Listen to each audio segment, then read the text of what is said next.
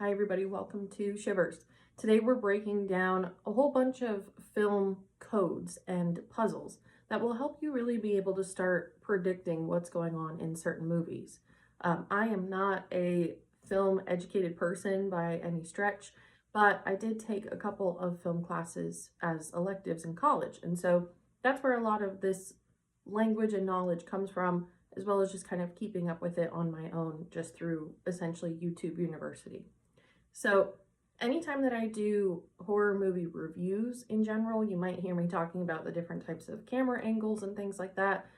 This is really why, because it helps set the scene for what's predictive, what's coming, and it feels a little bit like you're watching your own, spoiler alert, but this is really how you know how true the film is staying to actual film studies and knowledge versus if they're just completely rewriting the story as well. So every single character will usually have a specific archetype. So a lot of times that's the jock, the innocent, the slut, the final girl. The final girl sometimes is the innocent, not always.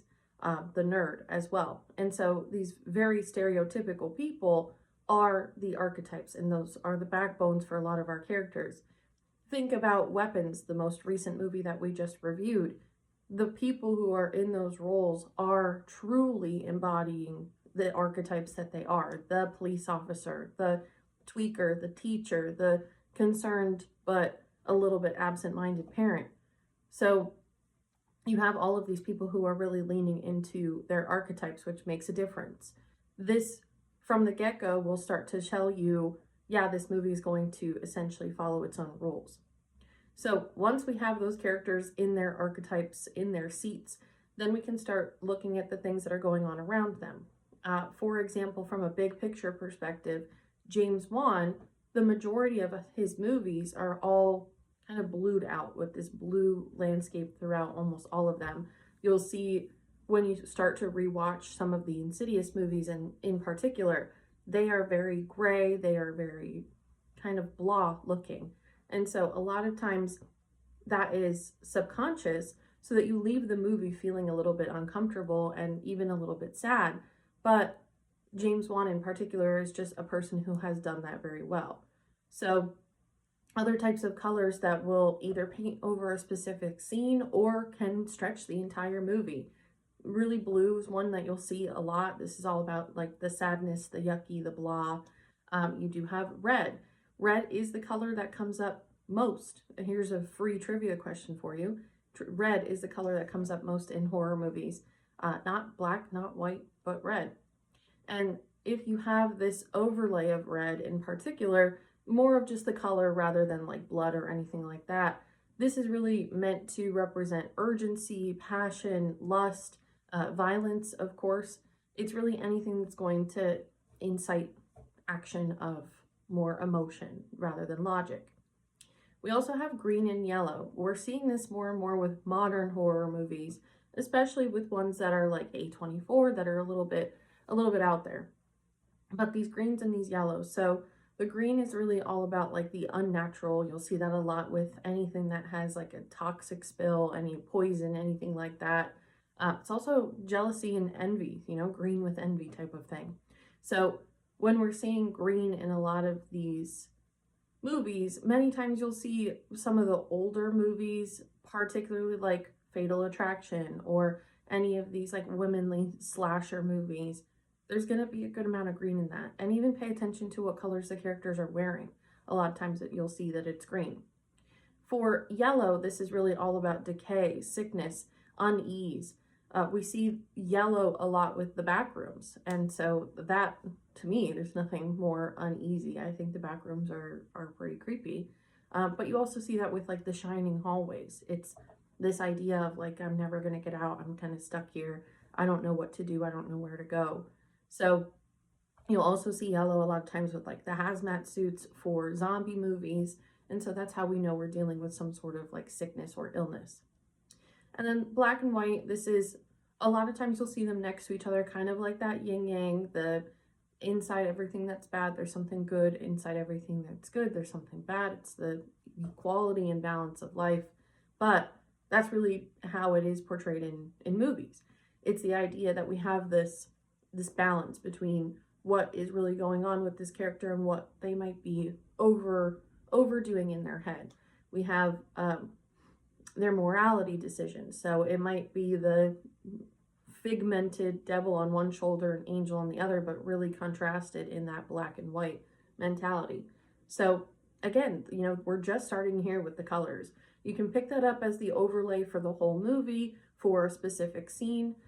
Neon Demon, which is honestly one of the worst movies ever, if not the worst movie I've ever watched. What I will give them credit for is all of the colors are very on paper what we're talking about. So if you want a really good example of a horror movie that's not a good horror movie, but that's really following the rules in terms of colors, go check that out. And then after we have the actual colors, one of the things that you'll really start to pick up is the shadows. So just as much as it matters what each of these archetypes and each of these characters is wearing or what color is kind of around them, think of it sort of as like their aura. You also have the lighting choices that go along with that. There are a couple of horror movies that have kind of snuck it under the rug, but once you catch it, you'll catch it forever, where certain characters that are alive or are dead don't have a shadow behind them. You'll also see that following the rules with any vampires. Vampires don't really have they have a lot of rules. They can't see themselves in mirrors. They have to be invited in the home. And so a lot of times when you're seeing movies that have vampires, they won't have any shadows behind them. And that's why. You'll also start to see that with any characters that are dead that are not really exposed to, we don't know that they're dead yet, but they don't have any shadow behind them. So then you know that they're not actually here. They're not actually living. Also, if we're only seeing a character inside of one location and we don't see a shadow behind them, it is safe to assume that they are stuck in that location. So kind of cool just on the shadow side of things. If there is really soft lighting, you see more of like a vignette around somebody. This a lot of times you'll see in romantic movies. So this is where you get that soft, almost angelic glow and, oh, this meant to be moment. So this is really all about innocence or romance. Anytime that we'll talk about the actual angles in a second, but when we're looking up at a character, the camera is below them, we're looking kind of through their chin and up. Anytime that there's a light that looks like that too, it's kind of like holding a flashlight underneath your chin when you're doing campfire scary stories. This is going to be the same thing for the actual angle, looking at them from bottom up. It means that they're in all the power. And the lighting in particular kind of shows this ominous, sinister mentality behind it as well. So flashlight under the chin, it's a bad person, bad character. For silhouettes, this is really all about the idea of kind of shadow people. It's what is your mind conjuring up? Why are you afraid of them? You can't even see them. You don't even know what's going on. They might even be just in the background, but it's kind of showing whatever character is starting to see silhouettes around them or even in the background of special actors or anything like that. If there are silhouettes around this specific character, their mind is starting to unravel. And then any type of harsh shadows, so jarring a door open where it's pitch black inside and then all of a sudden it's light. Anything that's going to kind of hit them as a harsh shadow. This is really the abrupt danger or secrets being revealed.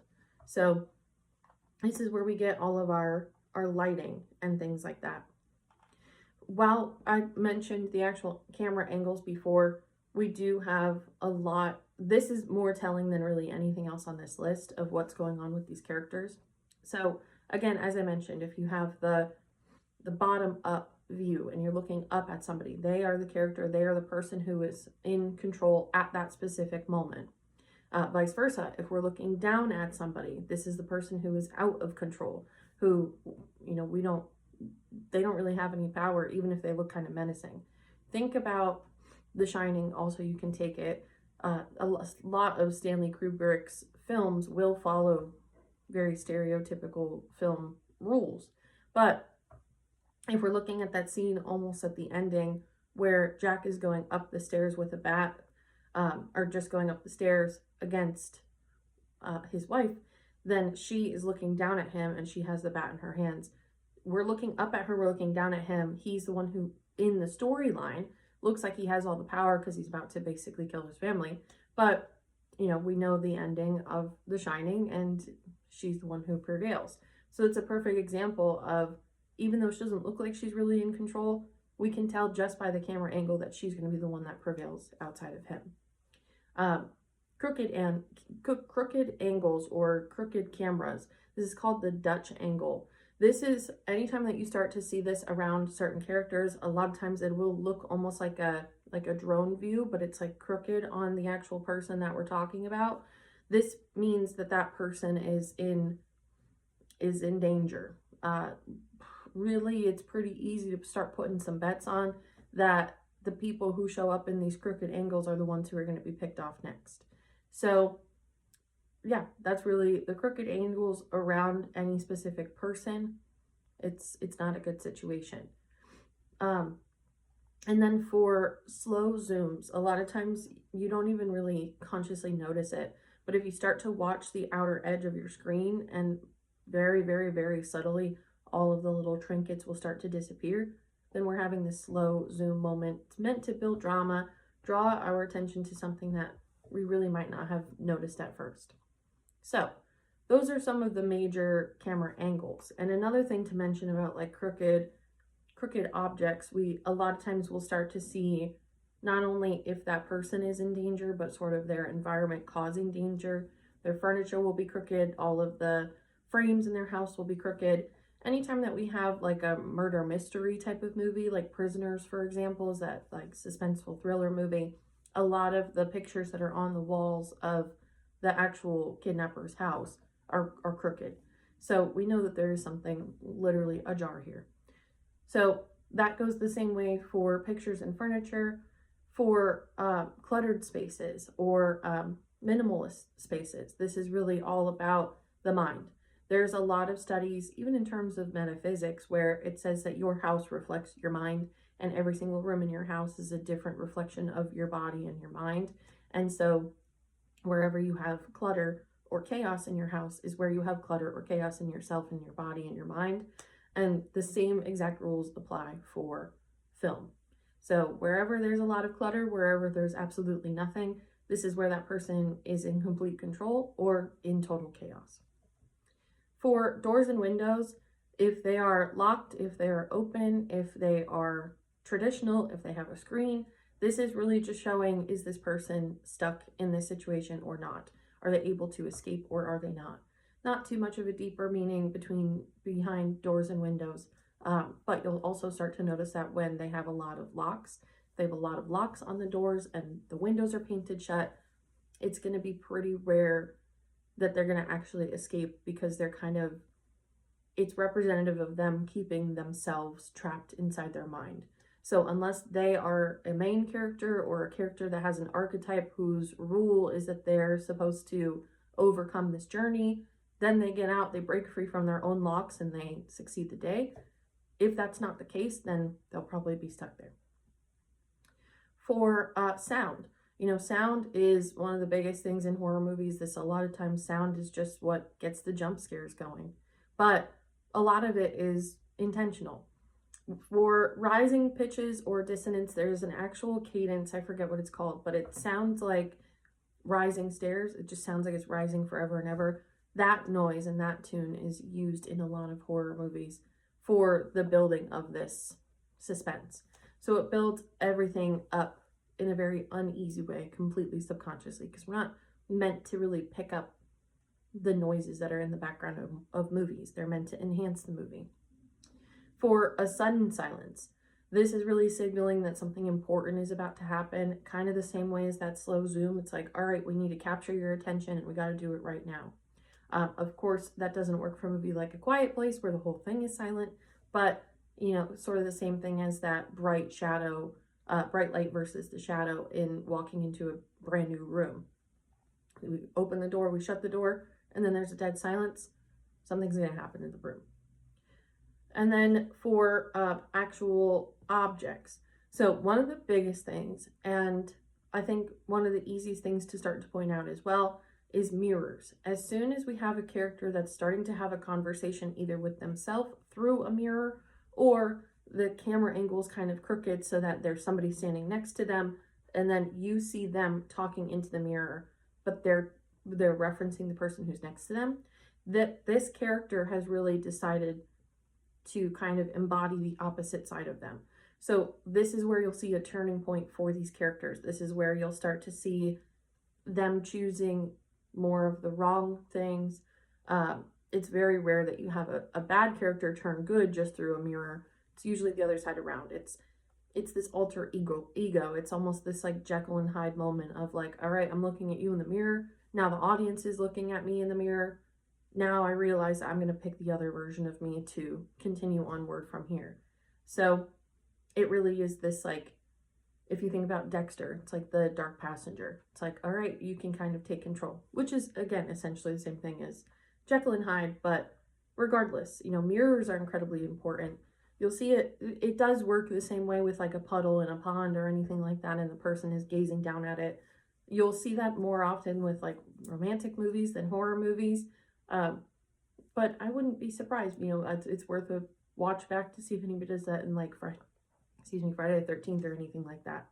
So yeah, start paying attention to mirrors. This is that big crossroad moment for these characters. And then for objects, so for keys, this is really all about what do we have access to, how many secrets do we have, who has the keys. If it's kind of this like arbitrary, out of reach, gigantic key ring with a million keys, then we're completely out of control. If we have essentially a skeleton key in our hand, the world is our oyster at that point in time. For birds, this is really more about like freedom. This kind of goes hand in hand with the window thing. Like if windows and doors are easily opened for these specific characters, then they'll be very easily to get free at the end of all of this. If you start to see a lot of birds that are flying away as soon as they're coming around, it's very representative that they're probably going to be free at the end of the movie. If they're in a situation where there's like people who are hunting birds or something like that, and they're watching it happen, they're essentially predicting their demise. So the movie, like the birds, will have something that doesn't necessarily follow the rules of all of that. However, birds are still going to be good indicators. Same thing as those doors and those windows. And then the last thing to mention is food. We have food as comfort and healing and health versus food as more corruption. So you think of a movie like Honeydew or like 31 by Rob Zombie, and it's this idea of we're gonna let you have one final meal. You let them have one final meal, and it's a meal that's made out of things that you don't necessarily expect. So now there's conflict, not only with the person who made the meal, but also this inner morality conflict of what did I just eat and ingest, and is this good for me? Is this morally okay for me? All of these types of questions start circling around just one meal and one dinner. A lot of times you'll start to see food used as a class indicator. So think of Cadaver, for example, as a good movie to show that. Even The Platform, it's all about food. So food is really a good key for everything that we're talking about today.